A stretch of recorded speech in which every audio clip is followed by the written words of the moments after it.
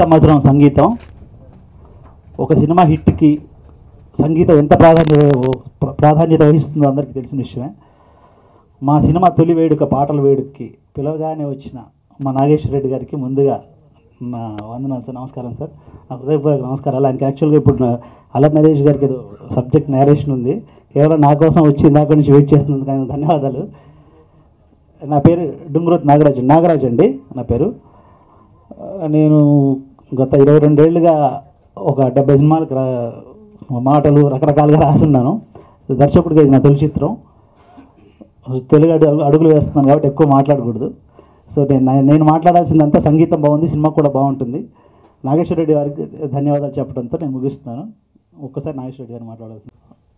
ముందుగా ఒక చిన్న సినిమా కొత్త హీరోలతో కొత్త డైరెక్టర్తో తీసి సినిమాని రిలీజ్ చేయడం, ఆడియో రిలీజ్కి వచ్చి సినిమా రిలీజ్ చేయడం చాలా కష్టమైన పని ఈ రోజుల్లో.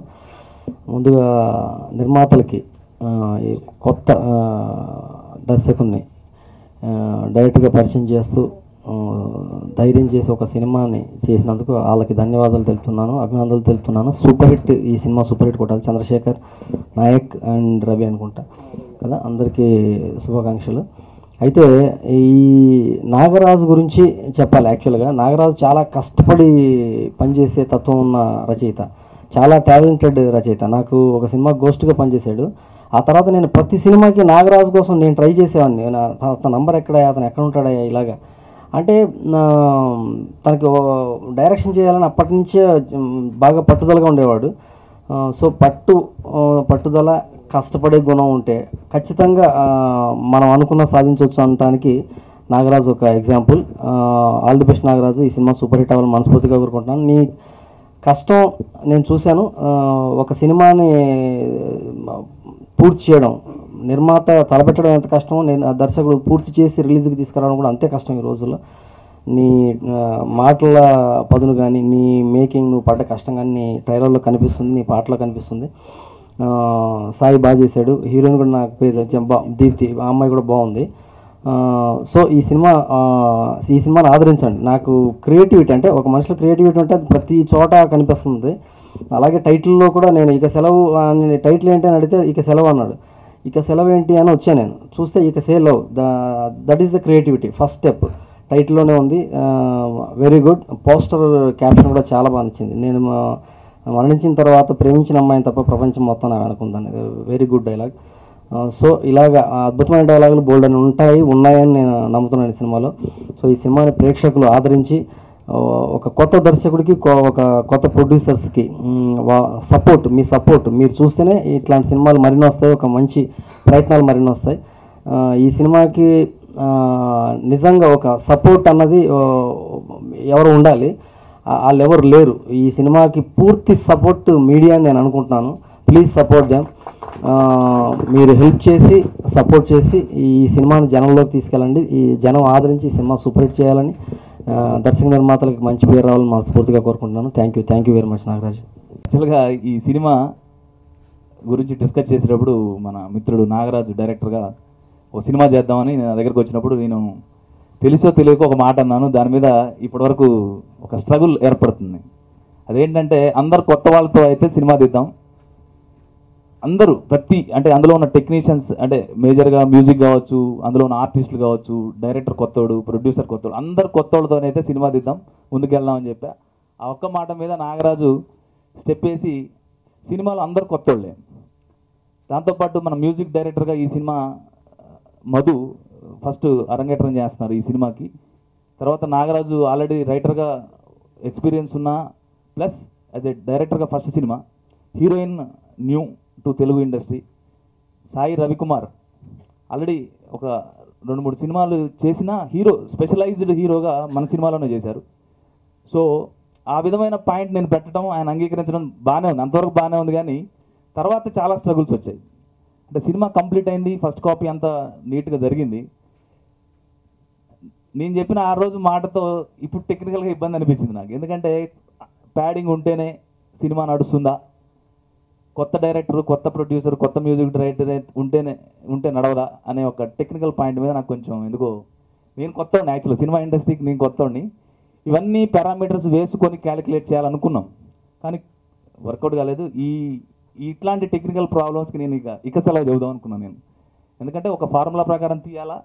ఈ సినిమాలో మ్యూజిక్ చాలా అద్భుతంగా ఉంది, స్టోరీ నచ్చి దాన్ని ముందుకు తీసుకోవాలి, దాన్ని సక్సెస్ చేయాలనే ఉద్దేశంతో సినిమా చాలా అద్భుతంగా వచ్చింది. కొత్త కొత్త ప్రదేశాలు, లొకేషన్స్ బాగా వాడాం. సో ఇప్పుడు పిలవగానే వచ్చి మన ఆడియో లాంచ్కి వచ్చినటువంటి నాగేశ్వర రెడ్డి గారు వెళ్ళారు అర్జెంట్ పని ఉండి, బట్ ప్రత్యేక ధన్యవాదాలు తెలుపుతున్నాం. ఈ సినిమా సహకారంలో మిత్రుడు గ్యారా రవి, పిరానాయక్ గారు కూడా మాకు సహకరించారు. ఈ పాటలు మీరు చూశారు, మీకు ఇప్పుడు టెక్నికల్గా ప్రాబ్లమ్స్ ఇవన్నీ ల్యాక్ ఆఫ్ ఎక్స్పీరియన్స్.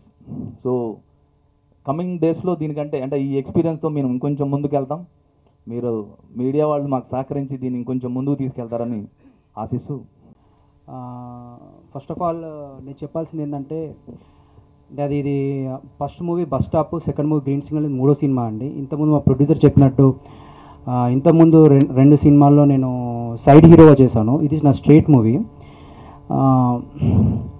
నేను ఫస్ట్ ఆఫ్ ఆల్ ఈ మూవీ చేయడానికి కారణం ఏంటంటే నాగరాజ్ గారు